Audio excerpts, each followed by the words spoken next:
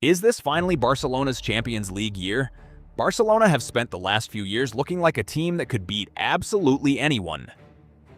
Until the Champions League got serious, they could destroy teams in La Liga, they could score 4, 5, even 7 goals in a game. But then came the biggest nights in Europe, and suddenly the football changed. The intensity went up. The physical battles became harder. One mistake could decide everything, and Barca kept finding ways to fall short. But this season feels different, because Barcelona are no longer just building a team that can play beautiful football. They are building a team that might actually be able to survive European football. And if the final pieces fall into place, this could genuinely be the year Barcelona win the Champions League.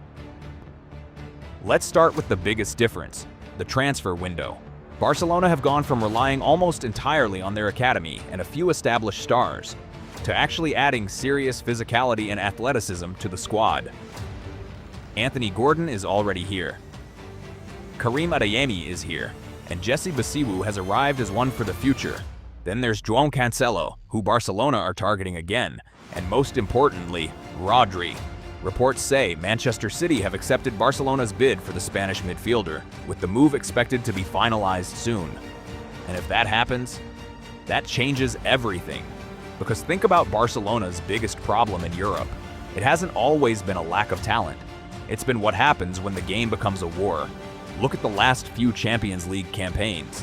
In 2025, Barcelona reached the semi-finals against Inter Milan and were eventually eliminated after an insane tie. And UEFA's technical analysis highlighted exactly what Inter brought that Barcelona struggled to match: resilience, competitive edge, and the ability to keep going when the game became chaotic. Then in 2026, Barcelona went out to Atletico Madrid in the quarter-finals. They actually came back and won the second leg 2-1, but lost the tie 3-2 on aggregate. And that's the frustrating part. Barcelona can play incredible football, but when European football becomes physical, transitional, and chaotic, they sometimes struggle to control the game, and this is exactly where someone like Rodri could completely change the equation. Imagine Barcelona controlling possession with Rodri, Pedri, Frenkie de Jong. That is ridiculous. Rodri gives you the physical presence. Pedri gives you the intelligence and creativity. De Jong gives you the ability to carry the ball through pressure. And then you still have Dani Olmo and Fermín López fighting for minutes. Marc Bernal coming back into the picture, Marc Casado, Gavi, and even Xavi Espart, who has already shown that he can operate both in midfield and at right back. Espart is particularly interesting because Barcelona themselves describe him as a versatile midfielder who can play as a holding midfielder, central midfielder, or right back. That's the kind of squad depth you need in Europe. Because winning the Champions League isn't about having 11 great players. It's about having 15, 16, 17 players you actually trust. Now imagine the lineup, and this is where things get scary. In goal, Joan Garcia. At right back, potentially João Cancelo. At center back, Jules Koundé and Pau Cubarsí. And at left back, Alejandro Balde. Then midfield, Rodri at the base, with Pedri and Frenkie de Jong ahead of him. And the front three, Lamine Yamal, Julián Álvarez, and Anthony Gordon. Now, I know what you're thinking. Julián Álvarez isn't a Barcelona player yet, and that's exactly why this whole thing depends on one final piece. Barcelona are still pursuing the Argentine striker, and honestly, he might be the missing piece.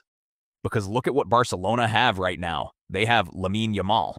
They have Gordon. They have Adeyemi. They have Rafinha. They have Olmo. They have Fermín. There is no shortage of players who can create. What Barcelona need is someone who can turn all of that creation into goals. Especially when the game is ugly, and that's Julián Álvarez. He doesn't need the game to be beautiful. He can press, he can run, he can drop deep, he can combine, he can attack space, and most importantly, he can score. Barcelona actually faced Álvarez in last season's Champions League quarter-final against Atletico, where he scored from a free kick in the first leg. So imagine going from trying to stop Julián to having him on your side. And then there's Karim Adeyemi. This signing makes even more sense when you think about European football, because Barcelona have always had technical players, but Adeyemi gives them something different: speed, power. If Barcelona are dominating possession against a low block, you can use Pedri and Olmo to unlock the defense. But if you're playing Bayern, PSG, Arsenal, or Real Madrid, and the opponent pushes their defensive line higher, you can put Adeyemi or Gordon into space, and suddenly Barcelona aren't just controlling the ball, they're attacking the space behind you, and that makes them much harder to defend. Gordon brings that same physical intensity from the wing. He's aggressive, he presses, he runs, he isn't afraid of contact. And that's exactly the mentality Barcelona need in those ugly Champions League games. Even his official Barca profile emphasizes his pressing, work rate, and physical qualities. And then you have the youngsters. This is what makes this project so exciting. Marc Bernal, a midfielder who was already being trusted at a very young age before his injury. Xavi Espart, a La Masia player who can play midfield or right back. Jesse Bisiwu, an 18-year-old winger who has already started making noise in preseason. Bisiwu even scored twice in Barcelona's 5-2 preseason win over Basel. And that's the thing about this Barcelona squad. It's not just stars, it's stars, experienced players, and youngsters who are desperate to prove themselves. That combination can be deadly, but let's not get carried away, because Barcelona's biggest problem hasn't magically disappeared. The Champions League doesn't care how good your squad looks on paper. At some point, you will have to play a team that doesn't care about your possession. A team that will press you for 90 minutes. A team that will kick you, run at you, counterattack you, and make you defend. That's where Barcelona have historically struggled. Because sometimes the question isn't, can Barca play better football? It's, can Barca suffer? Can they go 1-0 down and stay calm? Can they survive 20 minutes of pressure? Can they defend a lead without panicking? Can they win second balls? Can they deal with physical forwards? Can they stop the counterattack? And most importantly, can they stay mentally strong when everything starts going wrong? Because we've seen Barcelona dominate games and still get knocked out. We've seen them create chance after chance, only for one mistake to completely change the tie. That's the difference between being a great team and being a Champions League winner. But that's why the potential arrival of Rodri is so important. Imagine Barcelona leading 2-1 away from home with 15 minutes left. A few years ago, you might be terrified. Now, you have Rodri sitting in front of the defense. De Jong can help carry the ball out. Pedri can slow the game down. Gordon and Adeyemi can give you an outlet. Lamine can punish any space. And Julián can press defenders until they start questioning their career choices. Suddenly, Barcelona have options. They can dominate. They can counter. They can slow the game down. They can play physically. They can press. They can rotate. And they can actually change the game from the bench. That's why I think this Barcelona team is different. They're not abandoning the football that made them Barcelona. They're adding the things they've been missing. More speed, more power, more depth, more experience, more athleticism, and potentially a world-class defensive midfielder in Rodri. Then you add a Champions League level striker in Julián Álvarez, and suddenly the puzzle starts making sense. Barcelona haven't won the Champions League since 2015, 11 years. That's a long time for a club with this much talent. And every year the pressure gets bigger. But maybe, just maybe, this is the year everything finally clicks. Lamine Yamal is becoming a superstar.